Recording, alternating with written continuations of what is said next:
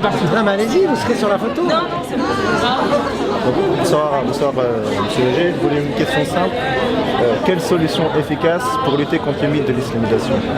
Alors comme le mythe de l'islamisation, c'est pas une vision rationnelle des choses, mais ce correspond à une émotion, touche l'imaginaire, eh bien il faut toucher l'imaginaire, mais en sens inverse. Donc il y a, à mon sens, une solution à court terme et puis une solution qui serait plus profonde à long terme. La solution à court terme, il faudrait qu'il y ait la possibilité pour les gens qui sont un peu islamophobes, qui ont peur de l'islam, de s'identifier à des héros positifs qui se trouvent être musulmans. C'est ce que j'appelle le paradigme Borgen. Vous savez la série Borgen où on voit une femme politique qui réussit, etc.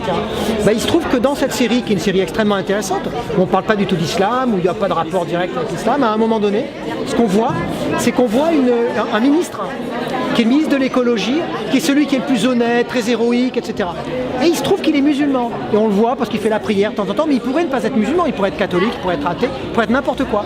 Mais il est musulman. Du coup, on s'identifie. Du coup, même quelqu'un qui est islamophobe, il regarde la série parce qu'il l'aime. C'est pas comme la petite mosquée dans la prairie où il faut être musulman pour s'y intéresser. Non, là, il s'intéresse parce que c'est la série. Et puis, dedans, il se rend compte qu'un musulman peut être un héros puisqu'on croit tout le temps ce qu'on voit à la télé.